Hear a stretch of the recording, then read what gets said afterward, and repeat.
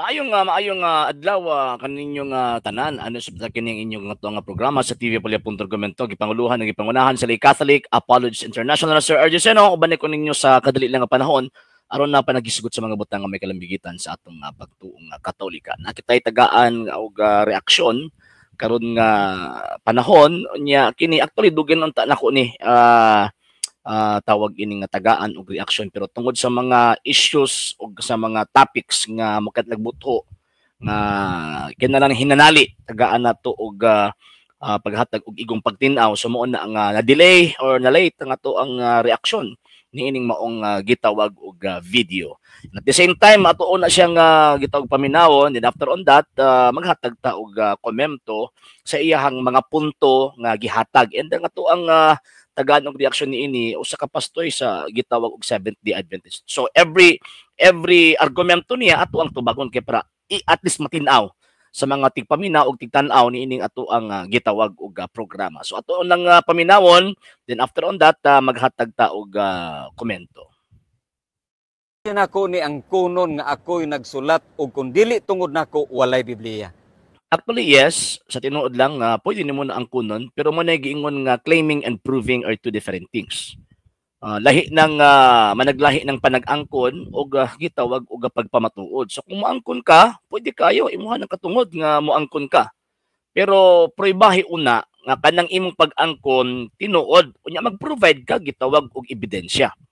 Unya atong hinumduman nga ang Seventh-day Adventist Church, diin na asa ni nahimong nga pastoy, ang atong higala, nagitukod ra baya ni adtong 1863.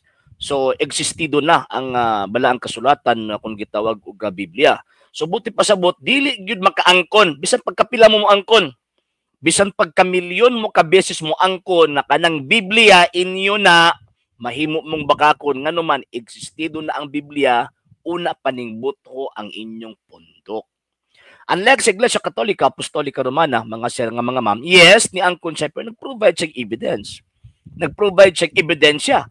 Nga kanang maong gitawag og Biblia, siya responsable nga nagpagawas ni ana og nag-ingon nga kini tawagong Biblia og ang Biblia tuuhan nato nga pulong sa Dios. Bisan pagdili mabasa sa Biblia letra por letra kay mao kana ang gilatid sa kasaysayan ug mao kana ang gilatid sa kamatuoran nga ang Santa Iglesia Katolika Apostolika Romana mao ay nagpagawas anang Biblia. So therefore siya ang tag-iya kay libro man na. Libro man na, di ba? Kay libro man na responsabling nagpagawas ana og ang responsabling nagpagawas ana mo na tag-iyaan ng libro. At the same time, siya ang interpreter ni anang maong kasulatana. So manatis ato ang gitawag og maklaro. Next point. Pero abi ninyo no, wala joy bisag usa na lang kalinya nga mabasa og kinsa nga pundok o relihiyon ang manag-iya niining Biblia. It is a fallacy of silence.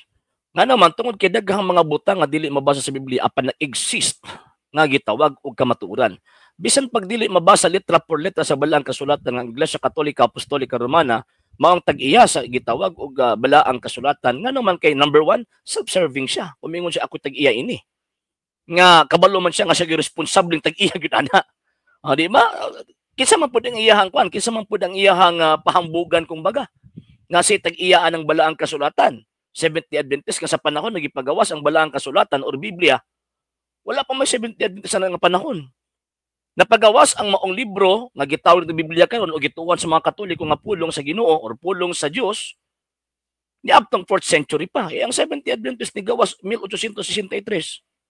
So mo na nga dili gyud ka tawag ini makabasa nga naman kay for the first 1,000 years wala may laing Kristiyanong pundok ang nag-exist. Ang simbahang Katolika raman. So sa may purpose ko ng butangan pamanigihang gitawag og pangalan.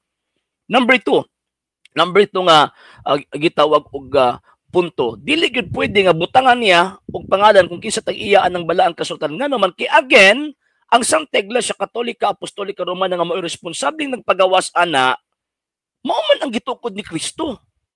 Dili man ang simbahang Katoliko dili man gitukod og Amerikano, dili man pareha sa Seventh-day Adventist nga gitukod og Amerikano.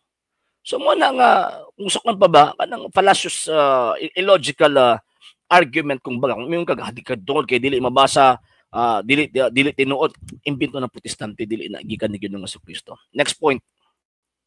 Kay bao ba mo og nganong wala gisulti sa Biblia ug kinsa nga pundok ang tag-iya niini? Number 1, ang Biblia pulong sa Ginoo ug dili pinaagi sa kahago sa tao. Kunya, asa po na mabasa sa Biblia nga ang Biblia pulong sa Ginoo? Kinsa mang mga apostol o even ang atong Ginoong Jesucristo, nagsulti ba sila nga ang Biblia pulong sa Ginoo? Never gisulti sa Ginoong Jesucristo sa mga apostol nga ang Biblia pulong sa Ginoo. Pero sabi ninyo, Pastoy, kinsa nagsulti ana nga ang Biblia pulong sa Ginoo? Ang Iglesia Katolika Apostolika Romana. Muna kami mga Katoliko, bisan pagdili mabasa letra por letra, nituo mi nga ang Biblia pulong sa Ginoo tungod kay gitudlo ka na sa iglesyang gitukod sa ato ang Ginoong Jesucristo. Kung tama ang imong premise nga di ka motuo kay way mabasa sa Biblia kung kinsa tag-iya ana, subuti pasabot karon sa imong first point nga ang Biblia pulong sa Ginoo di man na mabasa sa Biblia letra por letra. Subuti pasabot imong gisungal ang imong kaugalingong argumento nga kung di mabasa di tinuod. Number 2 point sa first tawag ining argument niya nga ang Biblia pulong sa Dios. Wa may mga apostol nagtudlo nga ang Biblia pulong sa Dios. Wala may mga apostol. Again, ang simbahang Katoliko na nitudlo ana.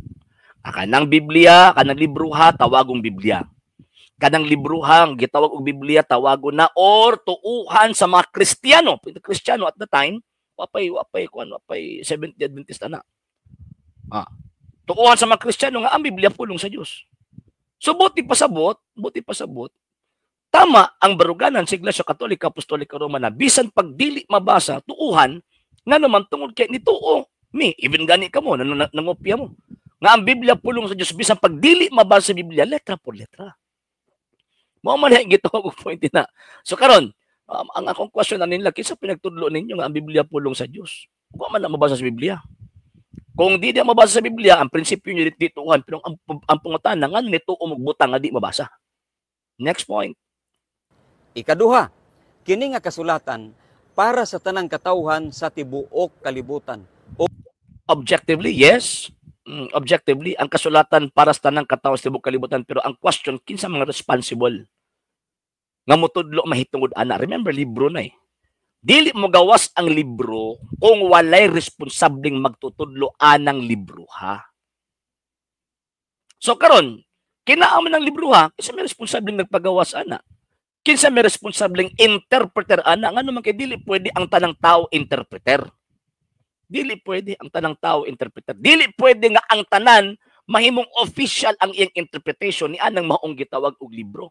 Wala pag Philippine Constitution. Ang Philippine Constitution alang na sa tanang mga Pilipino. Pero alang basta ang tanang Pilipino ba naa ba siya katungod nga mahimong official ang interpretation sa gitawag og maong libro? Dili. Ang Supreme Court ra ang makahimog final interpretation, final and executory. Same po sa Biblia. Ang Biblia mao na ang constitution of our faith. Pero ang question, kinsang interpreter? Seventh-day Adventist? Kalayo ras tinai. Natukod ang Seventh-day Adventist, existido na ang Biblia. Natukod ang Seventh-day Adventist 1863, niya pagkaman ang Biblia 4th century mo paggawas ng maong Biblia. So dili gud pwede nga ang Seventh-day Adventist mo interpreter ni anang maong scripture. Pwede sa mag-interpret pero dili official. Mabitaw nakabuang na inyong tawag ini nga pundok. Bisig unsa na lang inyong interpret anong nakasulat sa balaang kasulatan. So di gud mahitabo nga mahimo man kamo. So, tama, objectively yes, ang Biblia para sa tanang tao, pero dili ang tanan makahimo og official nga interpretation sa nakasulat sa Biblia. Only the church nga kung diin maoy tag-iya, honor ni anang maong Biblia maoy makasabot ni ana og makatudog, makahatag og official nga interpretation concerning what is written in the scripture. Okay? Next point. Ang ikatulo, aron walay tao nga hambugiro ug moingon sa kadaghanan, ako'y nagsulat og tag-iya sa kasulatan. Actually, dili man matawag nga hambugiro kung nagtug-ang kag tinuod, di ba? Mahimo lang hambugiro kung tawag ining mangangkon ka nya dili ikaw ang responsable nga nag-exist ni anang maong gitawag og libro ha. Ang hambugiro kanang mga tao ba nga bitaw nga bisag walay kagahom nga mag-interpret ni anang maong scripture, magpalumalo mag-interpret unya magtukod pagyud og ilahang kaugalingong sekta. Same sa gibuhat ni Ellen G. White ug sa iyang mga barkadang Amerikano. Mo ng mga hambugiro. Pero ang Santa Iglesia Katolika Apostolika Romana sadyang niingon siya amo ning Biblia. Sadyang niingon siya ka kining libro ha tawagong Biblia, kining libro ha tuuhan nato nga pulong sa Dios, dili man na hinambog kay mao man ni tinuod. Mao man ni kamatuoran. Mabitaw dulan 1,500 katuig na ang nilabay gituuhan na sa tanang mga Kristiyano nga ang Biblia pulong sa Dios nga naman tungod kay ang simbahang Katolika ana ay authority di lang kay simpleng human authority kundi divine authority to teach and to interpret what is written in the scripture. Dili man na hinambog. May mo nang hinambog sa inyo kay sulpot lang man mo. Muna sunod, maghatag-hatag ka ng tawag ng mga punto dapat. Sigurado yun nga tama ang imuhang ihatag nga punto. Sa wala pa nakapag-follow sa itong mga pages, i-follow nyo itong mga pages. RJ Roland Sandro, Second TV, Apollo.Argumento page, Kuya Apollo page, and RJ's Vlog 2022. Pwede sa mag-send din ng Facebook stars. At also, sa itong mga channels, sa wala pa nakapag-subscribe, subscribe din yung itong mga channels, Dalay Catholic, Apologist, Interest Official, RJ Sandro, Second TV, Kuya Apologist TV, and the Barrio Kawayan Religious sa forum. O pwede sa mo mag-send din na o super sticker, super chats, and super thanks. And sa mga Katoliko nga gustong tabang sa itong program, pwede ninyong ipadala yung tabang support at gusto mga account numbers, nga nakaw sa mga screens, kana nagadagan ng information, o pwede sa mo mag-message sa itong page kung very mitan sa inyong pagpadala. Daghan kaayong salamat. Sa ngalan si Bok Pero, sa Tiyo Apollo.Argumento, Panguluhan ng Ipangunahan sa Lay Catholic Apologist International, sa mga kaubanan sa LCX na mga Katoliko nagasubaybay, nagkatabang, nagasuporta ng programa, kini yung ubos nga lagad o ison sa pagtong Katoliko Sir RJ Seno, temporaryong manamilit inyong bingon, Ecclesiam Servire, it fedim, Katolikam Defenderi. Maayong adlaw yung tanan. Ave Maria, Viva